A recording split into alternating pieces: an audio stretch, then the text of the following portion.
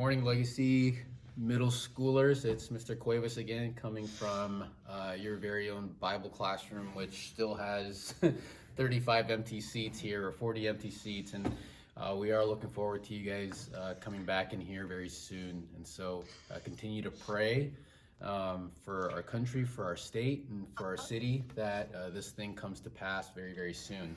But in the meantime, one of the things I wanted to bring to you today, again, from the book of Proverbs, which again gives you your big W, wisdom and skill to make it through life and to make it through the difficult periods of life, and especially during this particular time in our country's history. And so now one of the things that is obvious, right, that you guys already know that you're experiencing is every single one of you right now is being sheltered at home.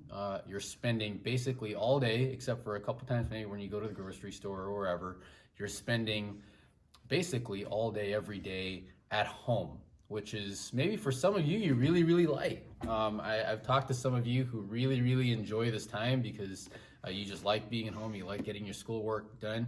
Some of you guys are struggling because you want to see your friends, you want to get out, you want to play sports, you want to be in school.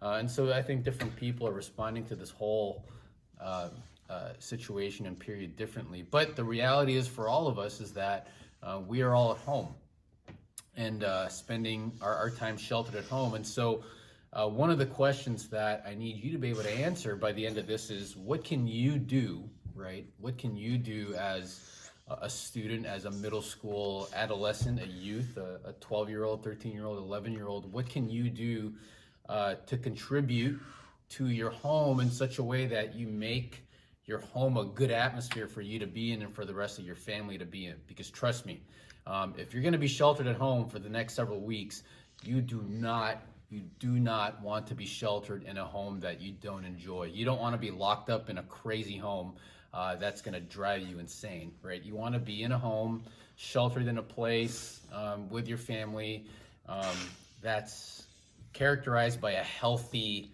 God-honoring atmosphere that you can actually enjoy. And the good thing is, you're not left alone to figure that out, right? The book of Proverbs, again, by God's grace, as our Father to his children, gives us wisdom and skill to get through this time. And in particular, gives us answers as to what you can do to contribute to a healthy home atmosphere during this time. And I have two verses to turn to from Proverbs that answer those questions. One is Proverbs chapter 15, verse 17, and the other is Proverbs chapter 17, verse 1. And they're very similar Proverbs. Listen to both of them. Proverbs 15:17 says, "Better is a dish of vegetables where love is than a fattened ox served with hatred." Proverbs 17, verse 1 says, "Better is a dry morsel and quietness with it than a house full of feasting with strife." And so there are your two answers. The first one is from chapter 15, verse 17, right? What's the first thing you can do to make sure that the home atmosphere that you're in is a healthy one? What can you do to contribute? And number one is make every effort to love the people in your home. Make every effort to love the people in your home. Better is a dish of vegetables. In other words, it's better to just eat vegetables with no meat, no carbs, no anything, right? Where love is, where the people in the home actually love each other, than to have a fattened ox, to have all the filet mignons, all the sirloins, right? Every type of fancy dish you can have served with hatred. In other words, one thing you need to be watchful of, right, especially as a child, is watch out for selfishness, right? Because the opposite of love of others, is selfishness, right? When you're so consumed with yourself and all you're thinking about is yourself and all you're thinking about is what you want, right? And you become so self-absorbed and so selfish, you fail to love the people in your household, and you create an atmosphere that's unhealthy for the people around you and for you as well.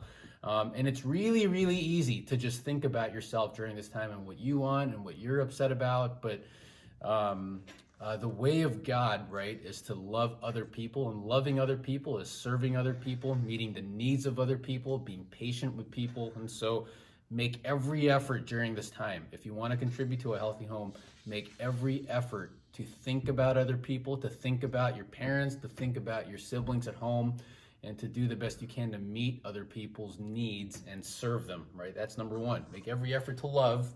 And number two, make every effort to abstain, right? To refrain from fighting.